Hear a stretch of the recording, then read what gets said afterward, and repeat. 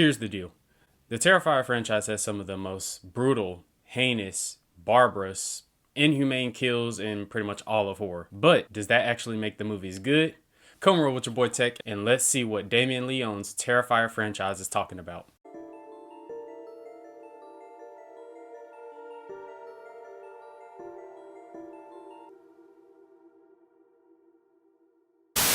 What's going on, spooky gang? It is your boy Tech. Welcome back to Terror of Tech. I hope all of y'all are having a blessed day, and I hope you all had a very good Thanksgiving. There's nothing like spending a lot of time with, family and friends and eating some good food, because ain't nothing wrong with a little bit of ham, a little bit of turkey, a little bit of stuffing, a little bit of greens. But anywho, for those of you that are new to the channel and all of you that are watching, go ahead, subscribe and like the video to show your boy some love. We're on the road to 1K subs, and that's pretty much right around the corner. So show some support for your boy. We've been grinding and putting these videos out, and we're gonna keep coming out with bangers, and that 1K will be here before you know it. But outside of that, my good spooky gang, let's go ahead and jump into this review. All right, the Terrifier franchise. This franchise consists of 3 movies, technically 4 if you want to include All Hallows Eve, and then of course there were some short films and things of that nature that were made before the big studio production of the rest of the Terrifier movies, but we're essentially mainly only talking about the Terrifier movie, so 1, 2, and 3. This franchise is a really interesting one, so it's going to be fun to dive in and really see what all the hype is about. So starting out with the first Terrifier that came out in 2016. Essentially, Art the Clown starts his rampage off with kidnapping Tara's sister, Vicky. After a night of terrorizing multiple victims, Vicky does survive her encounter with Art, but of course it comes with her being extremely disfigured and just looking a hot mess overall. Later on, as the movie progresses, Art is then cornered by police, and then he ends up committing suicide by shooting himself in the head. When he goes to the morgue, he mysteriously resurrects himself, kills the examiner, and that pretty much ends the first one. So talking about the first one, being completely honest with y'all, I don't think the first one is all that good. I feel like the first one is really sort of all over the place. Like, it just seems like you're just watching random events happen by this clown. Like, I feel like there's just no real direction. It's like, okay, what are we going for? Like, you just have Art in all these different places, like from the little pizza shop and everything that he did there, and then he moves on to this building with that lady who was down there in like the basement, and she holding that little doll that she thinks is her baby, and then the janitor, and then him not wanting to listen. Like, it just seems like it's just a bunch of random things. Like, we're just watching Art terrify, pun intended, random people, and we don't really have any reason why or anything like that. Now, I'm not saying it's the case where you have to over explain it or anything like that, and then all of a sudden Art is controlled by the curse of Thorn or anything like that. Like, I'm not saying it has to be anything like that, but just like, what are we trying to accomplish in this movie? Like, what are we doing? That's kind of just like, it just kind of felt like the movie was all over the place. Some really good kills for sure, and all of that good stuff, but ultimately, just as a story, it just felt like the first one was really lacking. Then you move on to the sequel, Terrifier 2, where I feel like pretty much everything got better.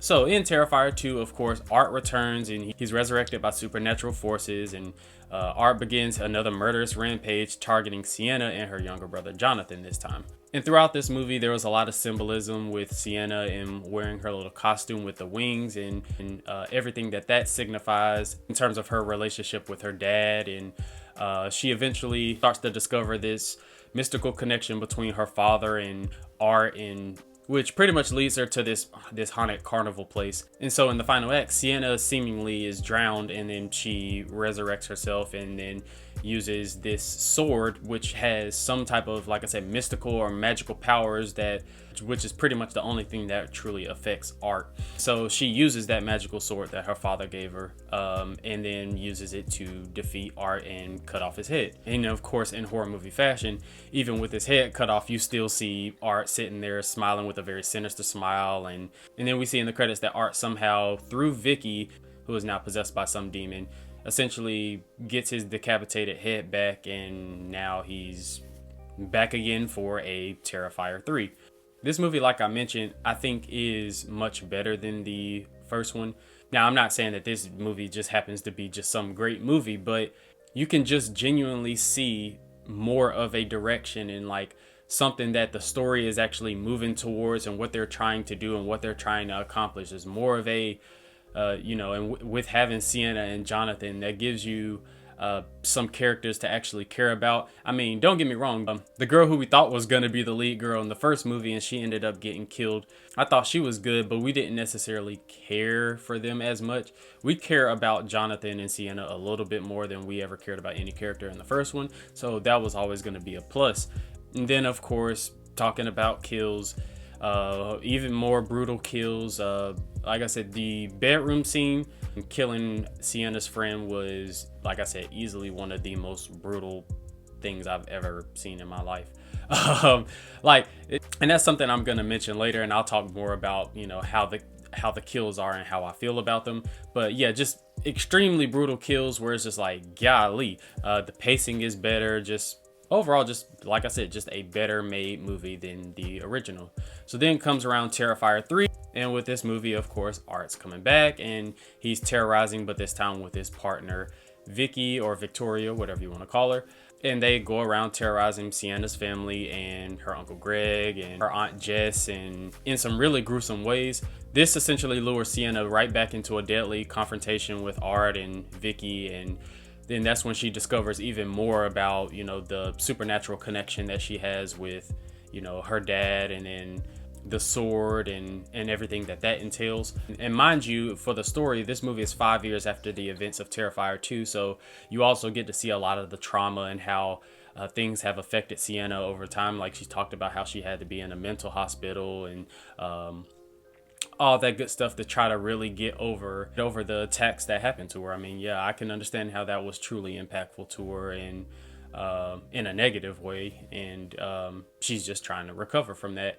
And so having to go right back and deal with Art again, I'm sure that truly takes a toll, and you can see it on her face for sure. Especially when that one bitch who is always trying to get more information out of Jonathan and acting like she's just the biggest fan and was sitting there on the podcast talking shit. Like, yeah, I couldn't stand her. So when Art started doing her dirty, I was all for it. Like no matter how much he overkilled in that scene, I was completely for it, because she needed that. She needed every little bit of that. But ultimately, in the final act, Sienna ends up decapitating Vicky.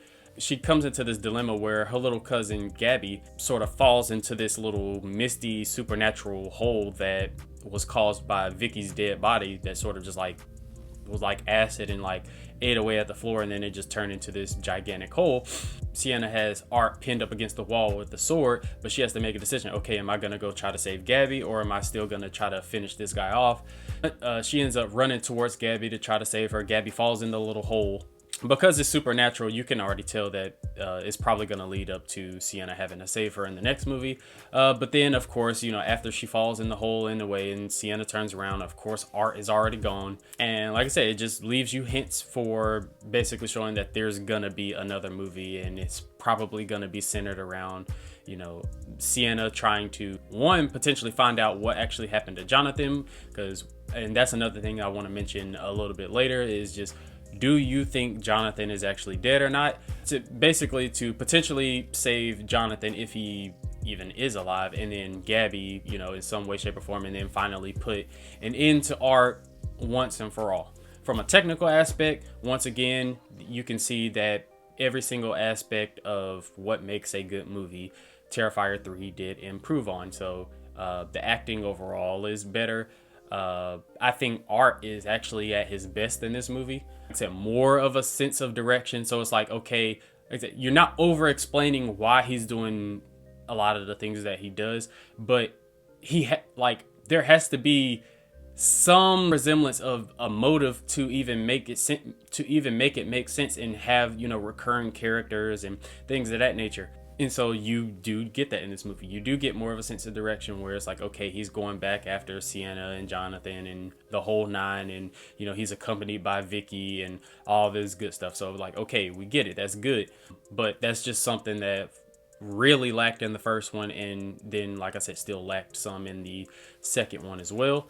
Overall, I still think Terrifier 3 is the best one at all of them. And that's a quality that I wanted to talk about that I think is a really good thing, especially for an independent director like Damien Leone, is we want to see incremental improvement. So you can genuinely see the improvement from the first Terrifier to the second one to the third one. And I'm not just the biggest fan of independent horror movies, but I have a lot of respect for the ones that do that, and the ones that use a lot of practical effects. And like I said, taking that time to craft really great kills or scares when you actually have those kills, pretty much making them look as real as possible. And it makes it even that much harder, especially for this franchise, because they do the most in every single kill. Like, so some of those kills be so unnecessary. It's just like, bro, art, move on. Because to me, from watching the third one, that's where I really started to understand like why, you know, art has this sort of cult following, or like the Terrifier movies has like a cult like following. And a lot of it is just because of art. Like, the different facial expressions and things of that nature that he makes, and even though he doesn't have any dialogue whatsoever, his ability to convey his emotions without saying a word, and then while he's killing people, seeing all the joy that he has on his face while he's doing it, just adds a little bit of a charm to him. So I can truly see why people really love Art the Clown as a horror villain. But at the same time, one thing that I think slightly is a damper, and it is the fact that every kill is an overkill. These movies aren't even really that much of a slasher like you would think it would be. It's more so just a torture movie, just like your Hostel or your Saw or something of that effect. But even with those movies, like, those movies were, you know, when those movies came out, we were like, oh man, like some of the stuff that they were doing to people was like, damn, like that's really messed up. But with this movie, it's like they go above and beyond anything that you've seen in all of those movies. So like, you know, typically, if let's just say, for instance, a really brutal kill would be, let's just say somebody stabs somebody in the stomach and then they cut off their head. That was it. Or they, you know, rip off their head, or, you know, punch their face in, or something like that. Whatever the serial killer, or, you know, whatever the horror villain does to them. But in this movie, it's like, no, I'm going to stab you 5 times in the stomach. Then I'm going to slit your throat. Then I'm going to rip your throat apart. Then I'm going to punch your face in. Then I'm going to rip off your nose. And then I'm going to take out your eye sockets, and then like rip the skin off your face, and then cut your leg off, and then give your left nut away to science. Like, that's the crazy stuff that this franchise does. Like, it's just every kill is overkill to the point where it's like, okay, I got it. Like, and that's for me. Like, and for me, I really do enjoy gore. I do enjoy brutal kills and everything. But this franchise is like, bro, please, okay, we got it. I promise you, we do. But one aspect about the killings that I do like is the fact that they do in this franchise kill kids. And I think that's really impactful because, you know, in horror movies, they really try to shy away from killing, you know, children and killing dogs and pets and stuff like that, just because, you know, in society, they're pretty much untouchable. So I really like when a movie is willing to take that extra step and actually kill a kid. Just because it's just that extra layer of, you know, the movie being really sinister. And like, you just have to imagine that you have to be a really evil mind to kill kids. And in Terrifier 3, you see that in the opening scene, and it's like, okay, yeah, like they are not playing in this movie. They're going to get it. So that is one thing that I do genuinely enjoy. A question that I do have following Terrifier 3 is, what do you guys all think? Like, do you think that Jonathan truly is dead? To me personally, I don't think that he's dead. I think that, you know, them showing that skull and the glasses was really just a facade to really mess with Sienna, because Jonathan wasn't even at the party. Like, he wasn't even there. Like, so I don't understand where they would have gotten him from if he wasn't even there. So that's why I don't think that it was actually him. And then as far as Gabby, like, do y'all think that Gabby's gonna be in the next movie, or is Gabby actually dead, or is there even gonna be a Terrifier 4? I mean, it seems highly likely that there's gonna be one. And if there is one, like, where would you want to see the plot going? What exactly do you think that they'll be looking to accomplish in a Terrifier 4?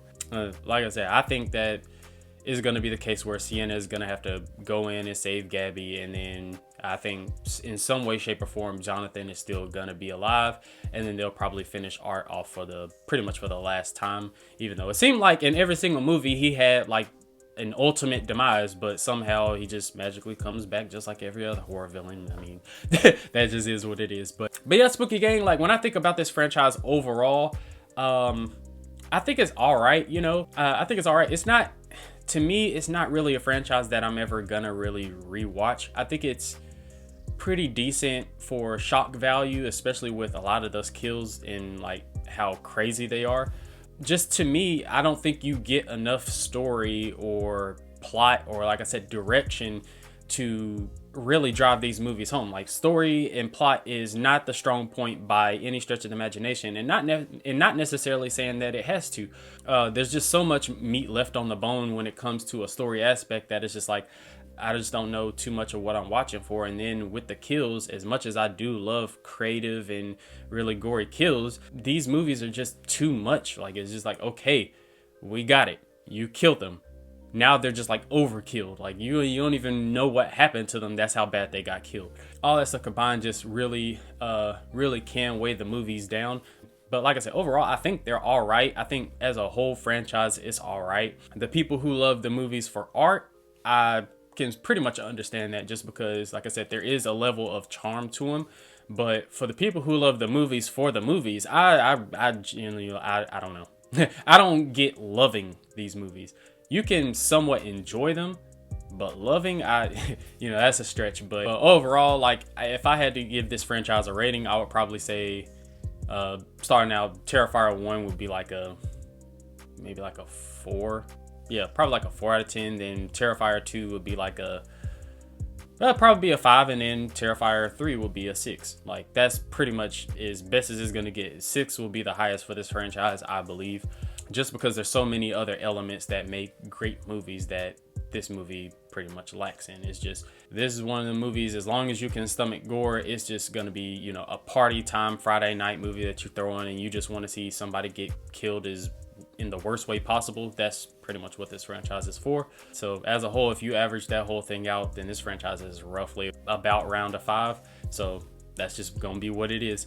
But yeah, Spooky Gang, like I said, comment down below and let me know what you think of the Terrifier franchise and which one is your favorite out of the franchise, and what do you think that they will do in a Terrifier 4 movie. Y'all subscribe and like the video. Like I mentioned in the beginning, we're on the road to 1K subs. I'm gonna keep dropping these bangers for y'all. That's never gonna stop, so y'all know y'all always got me for that. And of course, I wouldn't be able to finish this video without doing my due diligence of providing question number 3 of our Blu-ray giveaway that I'll be doing this month. So question number 3 is, what is the name of the true crime book that Ellison wrote in the movie Sinister that got him all of his fame and fortune? Y'all comment that down below, and I'll be picking winners after I ask the 5th question and everybody answers that. So y'all stay tuned in. Like I said, drop that answer down below. Love all y'all Spooky Gang. Y'all already know the vibes. I'll catch y'all next time. But until then, y'all stay blessed and y'all stay spooky.